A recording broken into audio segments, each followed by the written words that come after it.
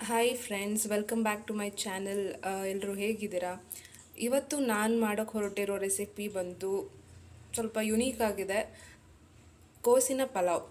So ಇದಕ್ಕೆ ಏನೇನು ingredients ಬೇಕು ಮತ್ತು ಇದನ್ನು ಹೇಗೆ ಮಾಡೋದು ಅಂತ ನೋಡೋಣ ಬನ್ನಿ. ಈಗ ಸ್ಟವ್ ಆನ್ ಮಾಡಿದ್ದೀನಿ. ಕುಕ್ಕರ್ಗೆ ಫಸ್ಟು 1 ಕಪ್ಪಷ್ಟು ಎಣ್ಣೆ ಹಾಕ್ತಾಯಿದ್ದೀನಿ. ಯಾಕಂದರೆ ಪಲಾವ್ಗೆ ಎಣ್ಣೆ ಸ್ವಲ್ಪ ಜಾಸ್ತಿ ಬೇಕಾಗುತ್ತೆ, ಸೊ ನೋಡ್ಕೊಂಡು ಹಾಕೋಬೇಕು. ಈಗ ಎಣ್ಣೆ ಕಾದಿದೆ. ಇದಕ್ಕೆ ನಾನು ಸ್ವಲ್ಪ ಮಸಾಲೆ ಹಾಕ್ತಾಯಿದ್ದೀನಿ. ಒಂದು 2 ಪೀಸಷ್ಟು ಚಕ್ಕೆ ಹಾಕ್ಕೊಂಡಿದ್ದೀನಿ, ಮತ್ತು 1-2 ಬಾತಿನ ಎಲೆ, 1 ಲವಂಗ ಮತ್ತು ಸ್ವಲ್ಪ ಕಸೂರಿ ಮೆಥಿ, ಜೀರಿಗೆ. ನಾನು ಪಲಾವ್ ಮಾಡಬೇಕಾದ್ರೆ ಜಾಸ್ತಿ ಮಸಾಲೆ ಹಾಕೋದಿಲ್ಲ. ಬೇಕು ಅಂತಂದರೆ ಮಸಾಲೆ ಪದಾರ್ಥನ ಜಾಸ್ತಿ ಮಾಡ್ಕೊಳ್ಬೋದು, ಬಟ್ ನಾನು ಕಮ್ಮಿಯಾಗಿ ಹಾಕ್ತೀನಿ. ಇವಾಗ ಇದು ಕಾದಿದೆ. ಇದಕ್ಕೆ ನೆಕ್ಸ್ಟ್ ನಾವು ಸಾಸಿವೆ ಜೀರಿಗೆ ಹಾಕ್ಕೊಳ್ಳೋಣ. 1 ಸ್ಪೂನಷ್ಟು ಸಾಸಿವೆ ಹಾಕ್ಕೊಂಡಿದ್ದೀನಿ, ಮತ್ತು ಒಂದು ಅರ್ಧ ಟೇಬಲ್ ಸ್ಪೂನಷ್ಟು ಜೀರಿಗೆ ಹಾಕ್ಕೊಂಡಿದ್ದೀನಿ. ಕೆಲವರು ಶುಂಠಿ ಬೆಳ್ಳುಳ್ಳಿನ ಎಣ್ಣೆಗೆ ಹಾಕ್ತಾರೆ, ಆದರೆ ನಾನು ಕಾಯಿ ಜೊತೆ ಹಾಕಿ ಆಡಿಸ್ಕೊಂಡ್ಬಿಡ್ತೀನಿ ಶುಂಠಿ ಬೆಳ್ಳುಳ್ಳಿನ. ಸೊ ನೀವು ಎರಡರಲ್ಲಿ ಯಾವ ಥರ ಬೇಕಾದರೂ ಮಾಡ್ಬೋದು. ಇವಾಗ ಇದಕ್ಕೆ ಈರುಳ್ಳಿ, ಟೊಮೊಟೊ ಮತ್ತು ಕರ್ಬೇವಿನ ಸೊಪ್ಪು ಎಲ್ಲನೂ ಒಂದೊಂದಾಗಿ ಆ್ಯಡ್ ಮಾಡ್ಕೊಳ್ಳೋಣ. ಈರುಳ್ಳಿನ ಉದ್ದುದ್ದಕ್ಕೆ ಕಟ್ ಮಾಡಿ ಇಟ್ಕೊಂಡಿದ್ದೀನಿ. ಹಾಕ್ತಾಯಿದ್ದೀನಿ. ಮತ್ತು 2-3 ಒಣಮೆಣಸಿನಕಾಯಿ ಮತ್ತು ಸ್ವಲ್ಪ ಕರಿಬೇವು, ಇಷ್ಟನ್ನು ಹಾಕ್ಕೊಂಡು ಫಸ್ಟು ಚೆನ್ನಾಗಿ ಬೇಯಿಸ್ಕೊಳ್ಳೋಣ. ನೋಡಿ, ಇದು ಚೆನ್ನಾಗಿ ಬೇಯೋಕ್ಕೆ ಶುರು ಆಗಿದೆ. ಗೋಲ್ಡನ್ ಬ್ರೌನ್ ಬರೋ ತನಕ ಬೇಯಿಸ್ಕೊಳ್ಳಿ.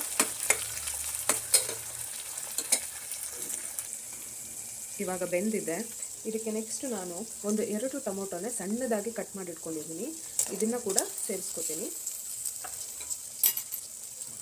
ಸೇರಿಸ್ಕೊಂಡು ಒಂದು ಸರ್ತಿ ಇದೊಂದು 2 ನಿಮಿಷ ಚೆನ್ನಾಗಿ ಎಣ್ಣೆಗೆ ಬೇಯಬೇಕು. ಈಗ ಇದು ಬೇಯ್ತಾ ಇದೆ. ಈಗ ಇದಕ್ಕೆ ನೆಕ್ಸ್ಟು ನಾನು 1 ಆಲೂಗಡ್ಡೆನ ಕಟ್ ಮಾಡಿ ಹಾಕೋತಾ ಇದ್ದೀನಿ. ನಾನು ಮಾಡ್ತಾ ಇರೋದು ಕೋಸಿನ ಪಲಾವ್ ಆಗಿರೋದ್ರಿಂದ ನಾನಿಲ್ಲಿ ಬೇರೆ ಯಾವುದೇ ರೀತಿ ತರಕಾರಿನ ಆ್ಯಡ್ ಮಾಡ್ತಾ ಇಲ್ಲ. ಬರೀ ಕೋಸ್ ಮಾತ್ರ ಹಾಕ್ತಾಯಿದ್ದೀನಿ. ಬರೀ ಇದೊಂದೇ ಹಾಕಿದ್ರೂ ಕೂಡ ತುಂಬ ಚೆನ್ನಾಗಿರುತ್ತೆ, ಯುನೀಕ್ ಆಗಿರುತ್ತೆ. ಇದನ್ನು ಒಂದು ಸರ್ತಿ ಮಿಕ್ಸ್ ಮಾಡ್ಕೊಳ್ಳೋಣ.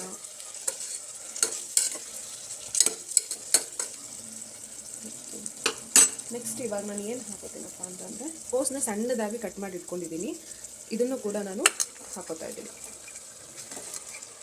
ಇದು ಜಾಸ್ತಿ ಕಾಣಿಸ್ಬೋದು, ಬಟ್ ಎಣ್ಣೆಲಿ ಬೆಂದಾದಮೇಲೆ ತುಂಬಾ ಕ್ವಾಂಟಿಟಿ ಕಮ್ಮಿ ಆಗುತ್ತೆ.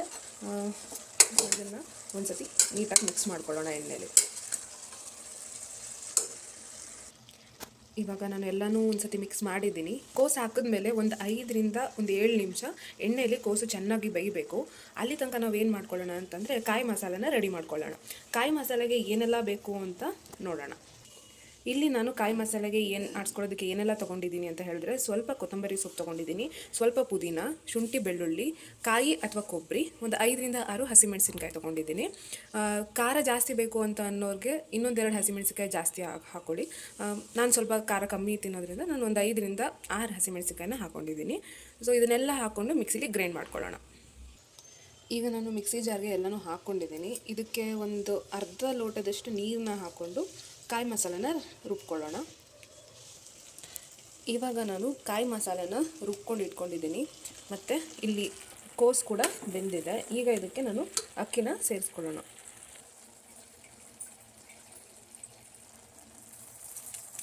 ನೀವು ಇದಕ್ಕೆ ಯಾವ ಅಕ್ಕಿ ಬೇಕಾದರೂ ಯೂಸ್ ಮಾಡ್ಕೋಬೋದು. ಬಾಸುಮತಿ ರೈಸ್ ಕೂಡ ಯೂಸ್ ಮಾಡ್ಕೋಬೋದು, ಇಲ್ಲ ಮನೇಲಿ ನಾರ್ಮಲ್ ಯಾವ್ದು ಅಕ್ಕಿ ಇರುತ್ತೆ ಆ ಅಕ್ಕಿ ಬೇಕಾದರೂ ಹಾಕೋಬೋದು.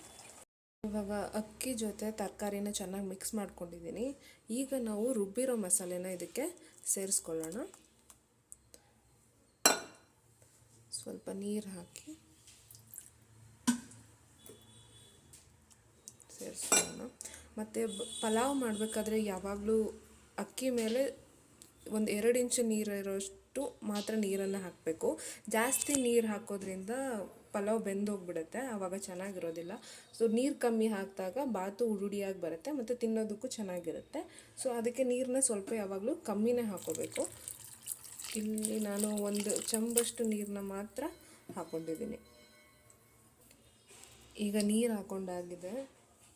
ಈಗ ಇದಕ್ಕೆ ಒಂದು ಅರ್ಧ ಟೇಬಲ್ ಸ್ಪೂನಷ್ಟು ಅರಿಶಿನ ಕಲರ್ಗೆ ಹಾಕೊಳ್ಳಿ,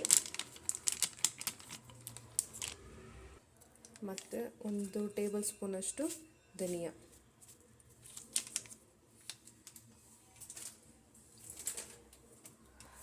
ಮತ್ತು 1 ಟೇಬಲ್ ಸ್ಪೂನ್ ಅಥವಾ ಅರ್ಧ ಟೇಬಲ್ ಸ್ಪೂನಷ್ಟು ಅಚ್ಕಾರದ ಪುಡಿನ ಹಾಕ್ಕೊಳ್ಳಿ.